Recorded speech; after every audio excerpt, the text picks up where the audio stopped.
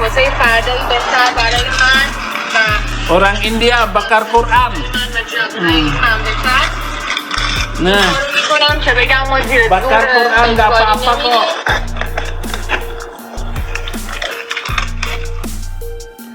Nanti saya juga mau bakar Quran supaya negara Indonesia terbebas dari kejahatan Al-Quran ini. Bakar aja, jangan diikutin Quran itu. Kitab suci paling gombal-gambol di seluruh dunia.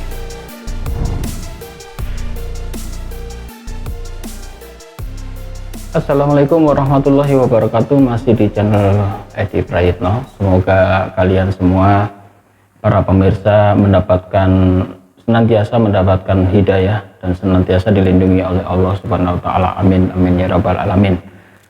Dan kali ini saya ingin mengetengahkan sebuah informasi dari si gemblung Saifuddin Ibrahim, bahwasanya ucapan dari Saifuddin Ibrahim ini sudah sangat-sangat kelewatan ya. Kalau kita lihat di channel terbarunya, dia akan membakar kitab suci Al-Quran. Bagaimana kejelasannya? Coba kita lihat. و اینکه آزادی بیانمون رو از ما گرفته بودن، هیچ آزادی ما تو این کشور نداریم.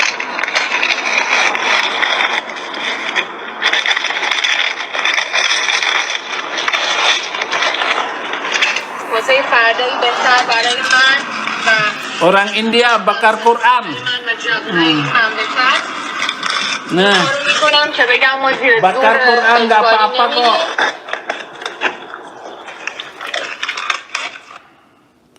Nanti saya juga mau bakar Quran biar rame ikut bakar Quran. Nah, supaya negara Indonesia terbebas dari kejahatan Al-Quran ini. Bakar aja, jangan diikutin Quran itu. Kitab suci paling gombal-gambol di seluruh dunia. Saifuddin Ibrahim masih tidak kapok-kapok ya. Sudah kabur ke luar negeri, sekarang hidup terlunta-lunta, ditinggal anak istrinya. Bahkan dia sekarang di sana menjadi pemulung ya.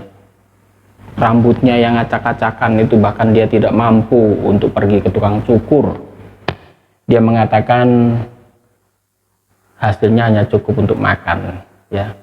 40,18 sen dolar. Ini cukup untuk makan pagi sampai sore. Cukup untuk potong rambut. Potong rambut itu $25 yang bagus. Kasihan saya sama dia. Tapi yang jelas sekarang si Udin ini masih tetap saja melakukan tindakan yang konyol berupa hujatan kepada Nabi Muhammad, hujatan kepada Nabi, kepada agama Islam, dan terutama kepada Allah SWT. Nggak mempan dalam nama Yesus. Azab apa yang menimpa saya?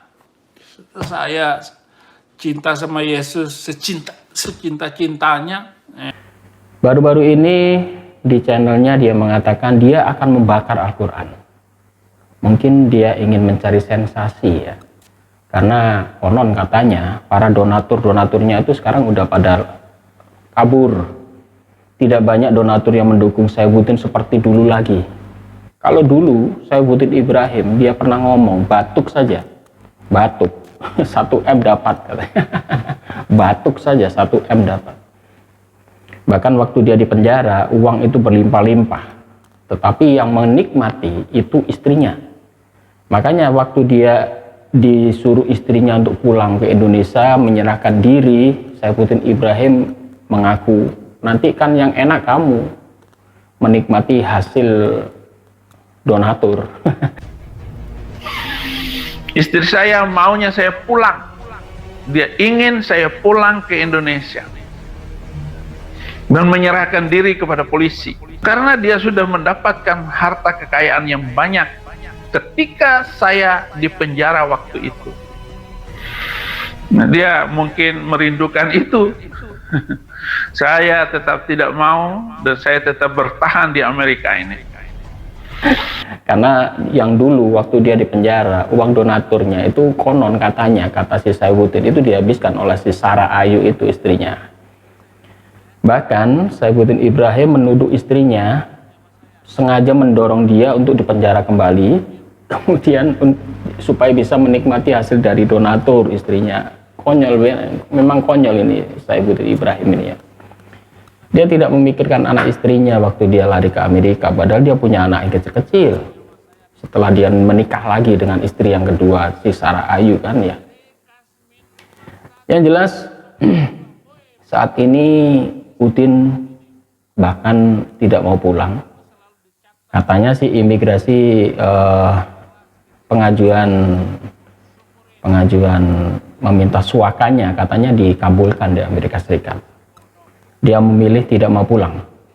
Bahkan dia menuduh istrinya saat ini yang selalu merongrong dia untuk pulang kembali ke Indonesia itu adalah supaya dia dipenjara lagi. Bahkan dia menuduh istrinya mau masuk Islam. Silakan masuk Islam katanya. Bahkan dia mungkin sudah melupakan anak istrinya dan ingin konsentrasi dalam penginjilan di Amerika. Penginjilan pendeta saja dia tidak pernah dimuridkan, tidak pernah sekolah Alkitab, tidak pernah sekolah tinggi teologi. Lalu kemudian bisa ada pendeta yang berkhianat terhadap sinodenya, kasih dia kartu jabatan pendeta. Wah, gila ini. Ada seorang pendeta bernama Joshua Tewu. Dulu orang dua ini runtang-runtung ya, kemana-mana berdua. Bahkan waktu kasus CKC di sidang, itu Joshua Tewu dengan Saifuddin masih kemana-mana, masih berdua. Pecah mereka karena masalah duit. Si Saifuddin Ibrahim menuduh duitnya dibawa lari Joshua Tewu. Joshua Tewu juga menuduh Saifuddin yang membawa lari duitnya si MKC. Nggak tahu yang mana yang benar ya, rebutan duit. Yang jelas Joshua Tewu mengatakan Saifuddin Ibrahim itu bukan pendeta. Tidak ada yang mentahbiskan dia menjadi pendeta.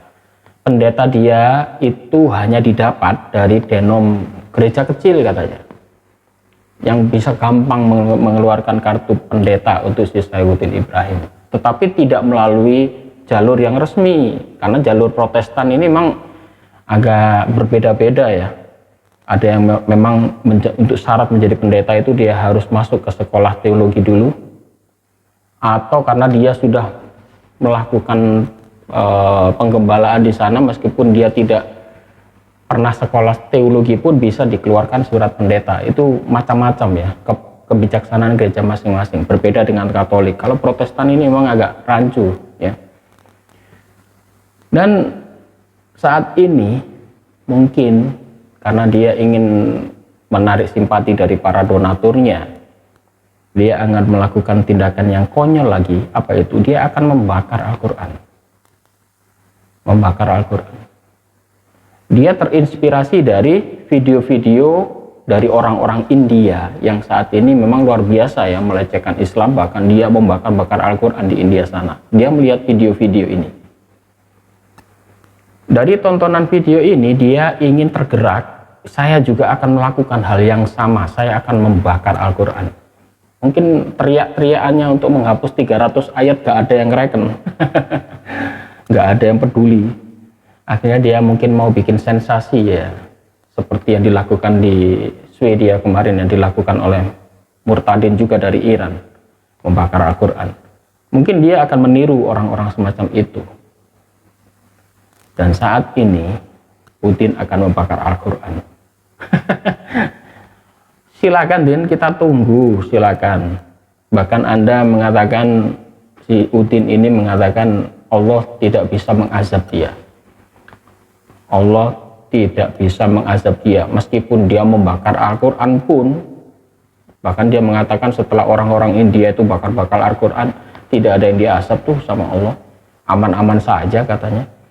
Bahkan dia ingin membuktikan bahwa walaupun nanti Saifuddin Ibrahim benar-benar melakukan pembakaran Al-Quran, dia mengatakan Allah tidak akan berkuasa terhadap dia, azab Allah tidak akan menimpa dia. Itu masih anggapan si Udin ya. Tapi Allah SWT nggak mempan mengadab Abi. Iyalah, nggak mempan dalam nama Yesus.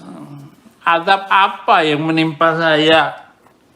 Saya cinta sama Yesus secinta-cintanya, enak aja loh.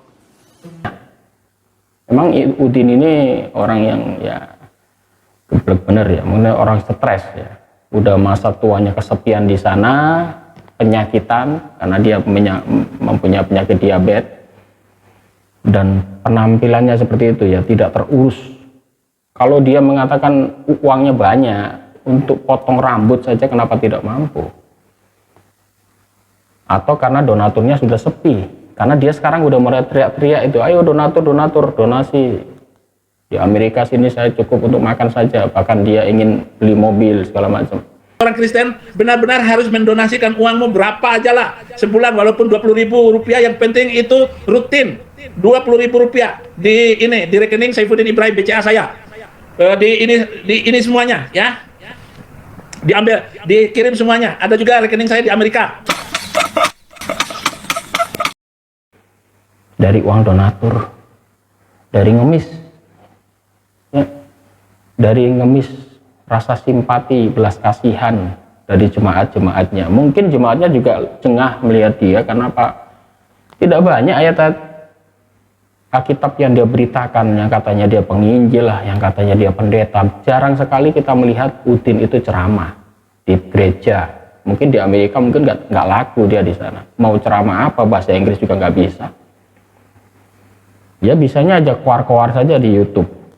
Dia mengaku seorang penginjil lah, pendeta lah. Ternyata sesuatu yang mengatakan dia bukan pendeta. Tidak ada denom yang resmi mentahbiskan dia menjadi seorang pendeta. Bahkan dia mengatakan, si Joshua Tehu mengatakan dia tidak pernah sekolah Alkitab. Ya, seperti pengakuan dulu dia seorang guru besar di Al Zaitun, itu pun menurut Ustadz Menachem Ali hanya guru Iqra. Belajar baca, guru Iqra. Memang orang-orang tahu bahwa Saifuddin Ibrahim itu bukan ahli bahasa Arab. Dia hanya sekedar mengajar guru Iqra. Tapi diagung-agungkan di kalangan Nasrani.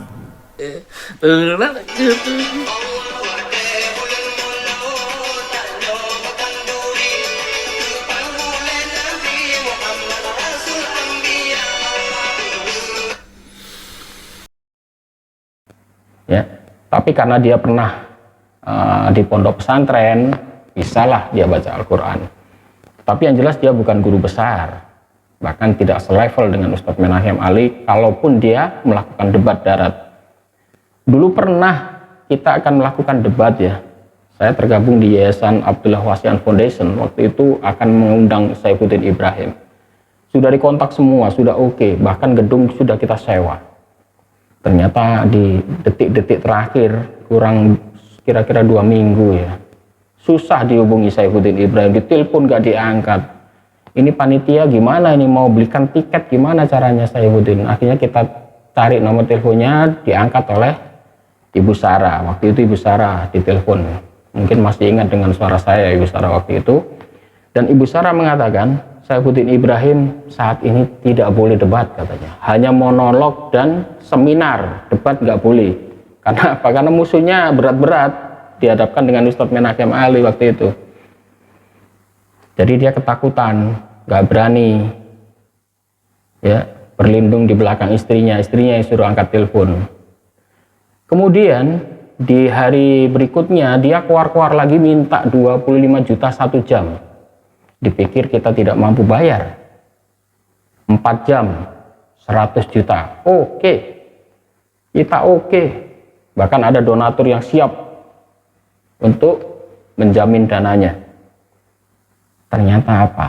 Saifuddin lagi-lagi tidak bersedia. Di telepon gak diangkat, di WA, di SMS gak diangkat. Padahal katanya dia minta 25 juta per jamnya. Setelah kita oke, dia nggak berani. Dan pasti kamu masih ingat kan tantangan dari saya, dari teman-teman Abdullah Wasian Foundation kala itu. Kita sudah tentukan tim itu. Bahkan yang menghubungi Saifuddin Ibrahim saat itu adalah si Ali Mahrus. Yang Ali Mahrus yang kemudian dimurtadkan lagi oleh si Paul Zhang yang akhirnya meninggal di Bali itu kemarin itu. Waktu itu masih dihubungi terus oleh Ali Mahrus, koordinator. Karena kita serahkan Ali Mahrus waktu itu untuk mencari pembicara dari Kristen, terutama dari Saifuddin Ibrahim. Dan akhirnya Ali Mahrus mengatakan memang Saifuddin Ibrahim tidak bersedia. Memang seperti itu watak orang itu ya. Jadi memang gembar-gembornya aja selangit, tetapi sebetulnya Saifuddin Ibrahim nol, ilmunya nggak ada apa-apanya.